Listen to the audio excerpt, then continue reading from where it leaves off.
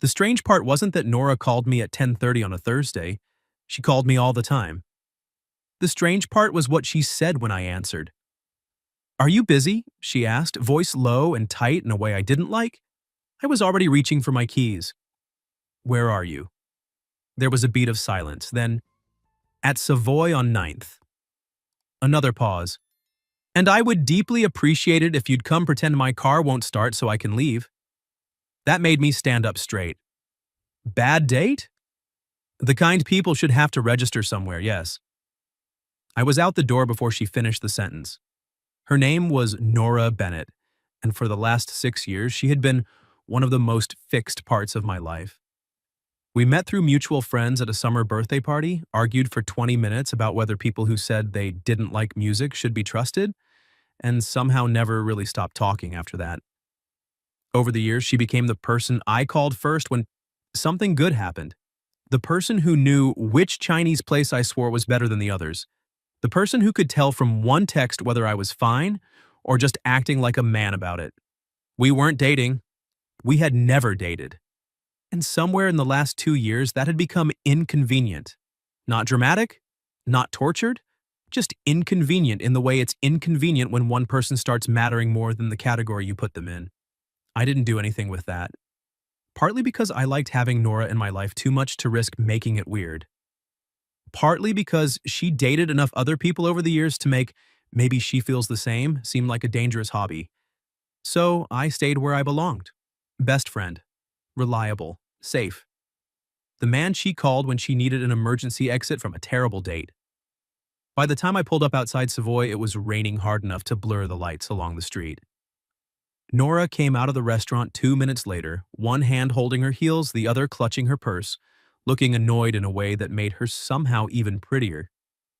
She slid into the passenger seat and shut the door with a sigh. Go.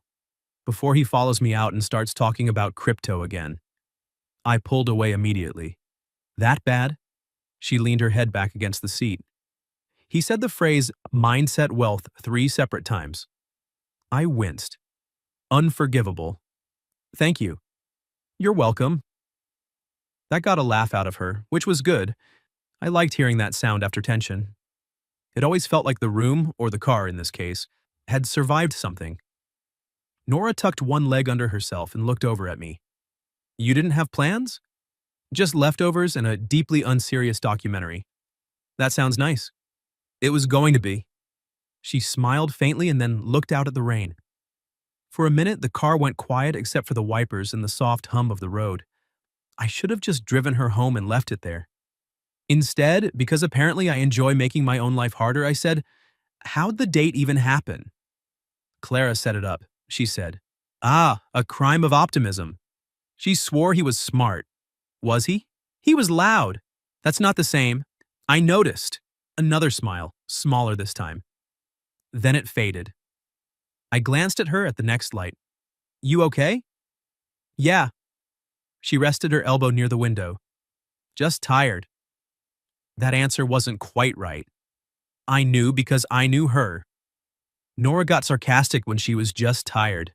She got quiet when something was bothering her for real. Was it only the date? I asked. She hesitated. Then, not exactly. The light turned green. I drove another block before asking, "Want to tell me?" She looked at me for a second, then away again. Maybe not while you're operating a vehicle. That feels promising. It's not. But she smiled a little when she said it. We reached her building 10 minutes later. I pulled over under the awning, and for one strange second, neither of us moved. Nora looked at me like she wanted to say something, then she didn't. Instead, she touched my forearm once, lightly, and said, "Thanks for coming to get me." Always. Something changed in her face at that. Not big. Just enough that I noticed it. Then she opened the door, slipped out into the rain, and hurried toward the front entrance. I sat there for a second, watching to make sure she got inside. That was when my dashboard lit up.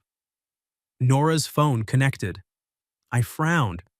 Her phone did that sometimes when she was still close to the car. Usually it disconnected a few seconds later. Then the speakers crackled. A woman's voice filled the car. Okay, first of all, if you bailed on that date because you were thinking about Liam again, I'm proud of you. I froze. Clara, Nora's best friend. The voice note kept playing through my speakers before I could even reach for the screen. And second, I am begging you to stop acting like this is a mystery. You've been in love with him forever. You call him for everything. You compare every guy to him. And tonight you looked physically ill when he mentioned that woman from work asking him out. If you don't tell him soon, that is on you, Nora. My hand stopped halfway to the console. The rain thudded against the windshield. The voice note kept going. For the record, no one asks the same man to rescue her from every bad date unless she already knows he's the one she actually wants. The audio clicked off. Silence. Then a sharp knock on my passenger window. I turned. Nora was standing there in the rain again, eyes wide, breathing hard, staring at me through the glass like she already knew exactly what had just happened. When I lowered the window, she swallowed and asked, voice barely above a whisper, "Please tell me that didn't just play through your car?" I looked at Nora through the open window. Rain was catching in her hair, her blouse darkening at the shoulders. One hand still on the car door like she hadn't decided whether to flee or climb back in and manage the damage herself. There was no good answer, so I went with the honest one. It played. She closed her eyes. Not dramatically, just like she had reached the exact edge of her emotional budget for the evening and found out there were surprise fees. Fantastic, she muttered. I unlocked the passenger door. Get in before you drown. For 1 second, she just stared at me. Then she got back in. She shut the door, dropped her head back against the seat, and laughed once in that awful, helpless way people do when the humiliation is too specific for anger to carry alone. I'm moving to another city, she said. That feels extreme. It feels underreactive. I waited. That was important. Because there's a version of this scene where I push too fast. Make it about the confession instead of the fact that she'd just had the inside of her chest blasted through my speakers without consent. So I let the silence breathe. Rain drummed overhead. The dashboard glowed softly. Nora sat twisted slightly away from me, staring out the windshield like she was trying to invent a cleaner universe. Finally, she said, "You're being very calm." "I'm trying." "That's suspicious." "I'm trying because if I stop trying, I'm going to say the first thing in my head, and I don't think that's fair to you yet." That made her turn toward me. Not fully, just enough. "What's the first thing in your head?" she asked. I smiled faintly. That doesn't feel like the right first topic. It might be better than whatever this is. This, I said, is me making sure you know I understand what just happened. Nora looked down at her hands. "And what do you understand?"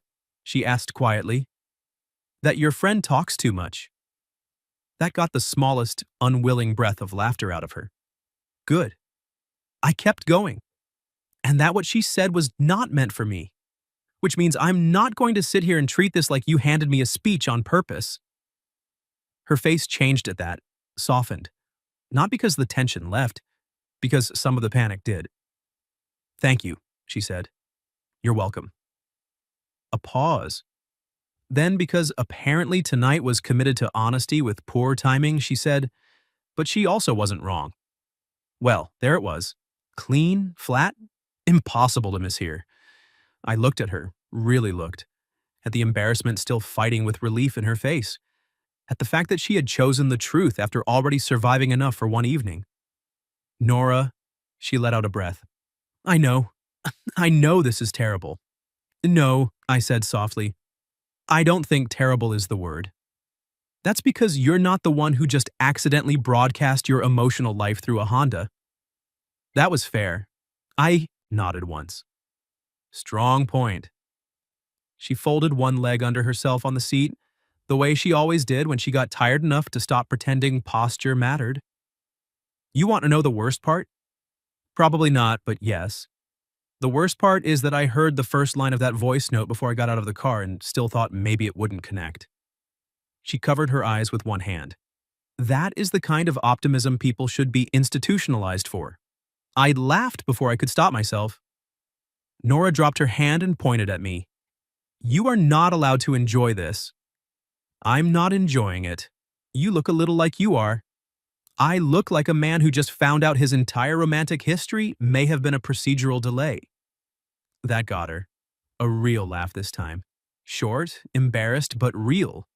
Then it faded, because the real question was still there. She looked at me for a long second and then asked the one thing I think she'd been afraid to hear from the start. Do you want me to explain it? The answer came quickly.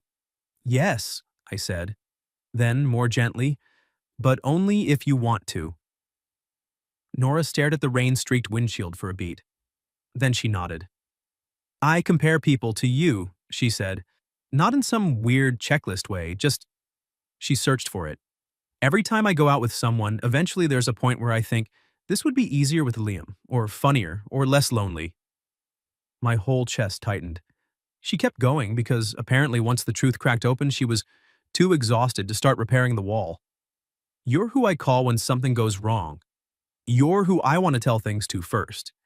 And every time I tried to convince myself that was just friendship and I should date like a normal person, some man would say something tedious over cocktails and I'd think, I could be in Liam's car right now making fun of this. I looked down once, then back at her. Nora.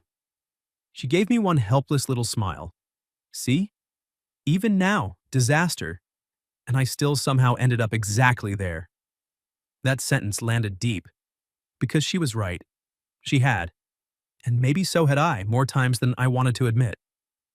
I rested my hand on the steering wheel so I wouldn't do something reckless with it and asked, carefully, do you want my very honest answer now?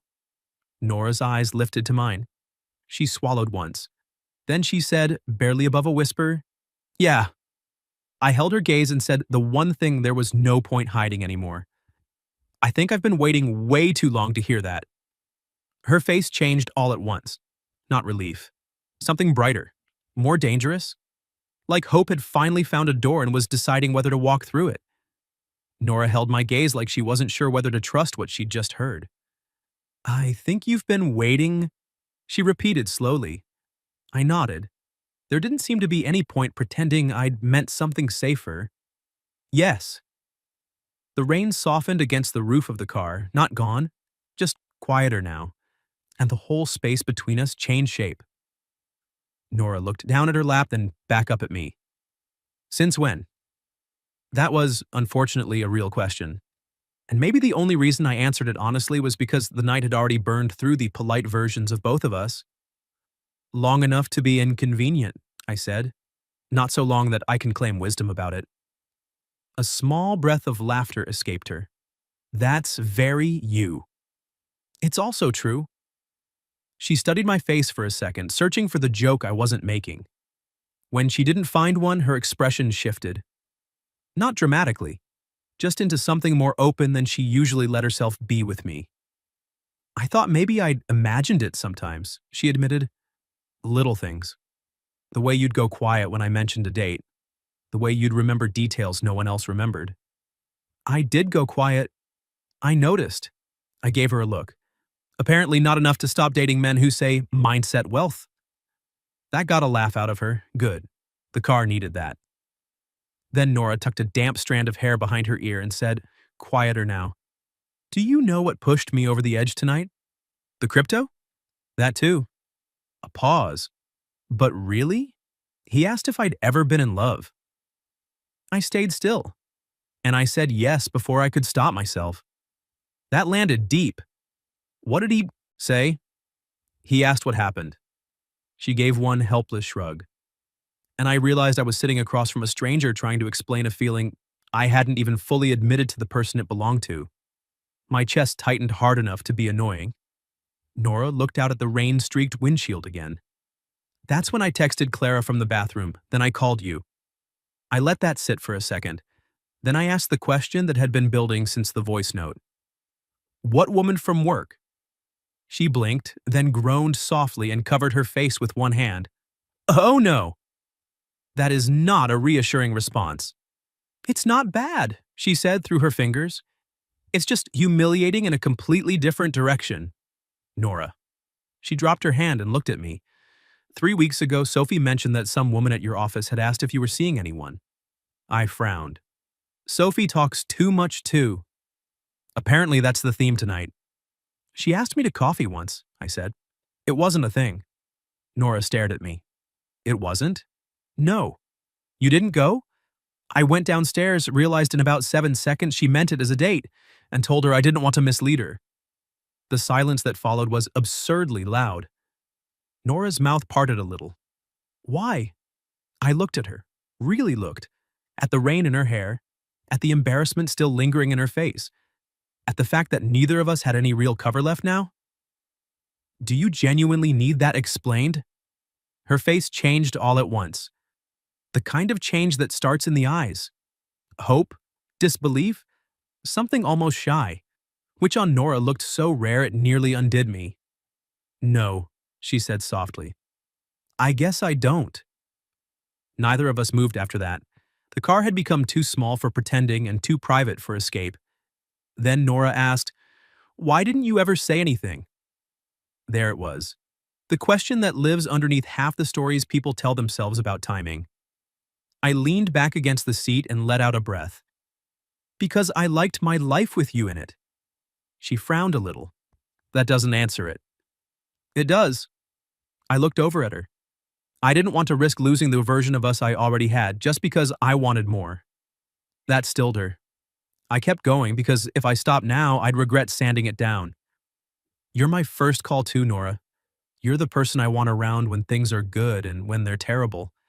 And every time I thought about saying something, I pictured making you uncomfortable or making you feel like you had to choose between honesty and keeping me.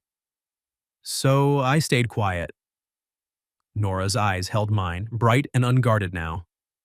That is unbelievably annoying, she whispered. I smiled faintly. Yeah? Yes? Because that is almost exactly why I stayed quiet too. Well, that felt both satisfying and like grounds for a formal complaint. I laughed once under my breath. We're not a very efficient pair. Painfully inefficient. A beat passed, then another, and then Nora said the one thing that took all the air out of the car. I don't want to keep doing this wrong. I turned toward her fully. Then we don't. Her breathing caught slightly, and I knew that if I wasn't careful, I could rush this into something that felt good tonight and messy tomorrow. So I kept my voice gentle. But I also don't want our first honest conversation about this to happen. Because your friend accidentally detonated your phone in my car. That made her smile even through the nerves. Oh, that's fair. I want this on purpose. Nora looked at me for a long second, then she nodded once. Okay, okay, okay, she repeated, on purpose. I don't know if it was the way she said it or the fact that all night had been steering toward this exact place, but something inside me settled. Not because everything was solved, because for the first time, it felt like we were finally standing on the same side of it. Nora glanced down at the console, then back at me. For what it's worth, Clara is never being allowed near Bluetooth again. That seems wise.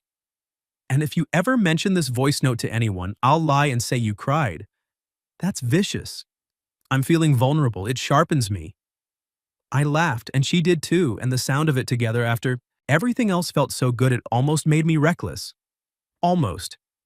Then she went quiet again. Not bad quiet, the kind that comes right before something important. Her fingers tightened around her purse strap, and she asked very softly, "If we do this on purpose?" I waited. Nora's eyes lifted to mine. "Would you kiss me now?" she whispered. "Or make me wait until tomorrow?" I looked at her, at the rain still clinging to her hair, at the embarrassment she'd survived, the honesty she'd chosen anyway, and the fact that for the first time in 6 years, neither of us was pretending we needed another language for what this was. Then I said, "I'd kiss you now." Nora's breath caught. I added, "But only if tomorrow still gets to exist." Something softened in her face so quickly it almost hurt to watch. "It exists," she said softly. "I want it to." That was all I needed. I leaned in slowly, enough to give her time to stop me. Enough that this still felt like a choice and not a consequence of rain, bad dates, or one catastrophic voice note. She met me halfway. The kiss wasn't rushed. It wasn't dramatic. It felt like the answer to a question both of us had been asking in quieter ways for years. Warm, a little stunned, and somehow more familiar than surprising, like my whole life had already been leaning in her direction and had finally run out of reasons not to. When we pulled back, Nora stayed close enough that our foreheads almost touched. "Well," she whispered, "that seems to be the theme tonight." A laugh slipped out of her. "You are taking this suspiciously well." "I'm not taking it well, I'm taking it carefully." "That," she said, still too close, "is one of the reasons I compare everyone to you." I smiled. "Good. I'd hate to lose my lead now." She laughed again, then looked down once, collecting herself. "So, what's the on-purpose version?" "Tomorrow," I said, "I pick you up. We go somewhere that doesn't involve emotional damage, tequila, or Bluetooth betrayal. You tell Clara she's banned from voice notes for a week." "A month. Fair." "And this counts as what?" Nora asked. I looked at her. "A very strong preview." That got me a look and another quick kiss, shorter this time, like she was confirming it still felt real. It did. I walked her upstairs after that, mostly because I didn't trust the universe not to invent one more complication in the lobby.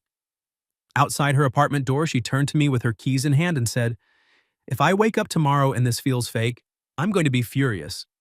"It won't. You sound very sure." "I am."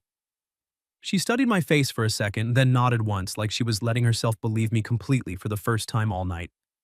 "Okay," she said. "Then tomorrow." "Tomorrow." She went inside smiling. I stood in the hallway for a second longer than necessary, then went back to my car and sat there laughing quietly to myself because 6 years of self-control had just been detonated by one terrible date and a friend with no respect for audio privacy. The next night, I picked Nora up at 7. No rain, no rescue, no crypto. Just dinner at a little Italian place by the river and the deeply strange, wonderful experience of not having to translate what we were doing into something safer. She looked calmer. I probably looked happier than a man should on a second date that was technically also a first. Halfway through dinner, she said, "This is so much better than all the other ones." And I told her that was an insulting low bar. 3 weeks later, Clara still referred to herself as the patron saint of accidental confessions. Nora threatened her daily. I kept winning. Not because I deserved it, but because this time I didn't have to compete with anyone else. I was finally just where I'd wanted to be all along. Across from Nora, hearing about her day, reaching for her hand without having to pretend it was an accident. And the strangest part was that nothing about it felt sudden. It felt named. What would you have done if your best friend stepped out of your car, left the Bluetooth on, and her friend's audio exposed everything? And have you ever gone through something like that, where one accidental moment said what nobody had been brave enough to say out loud? Tell me your story in the comments. If you enjoyed this one, leave a like, subscribe, and I'll see you in the next video.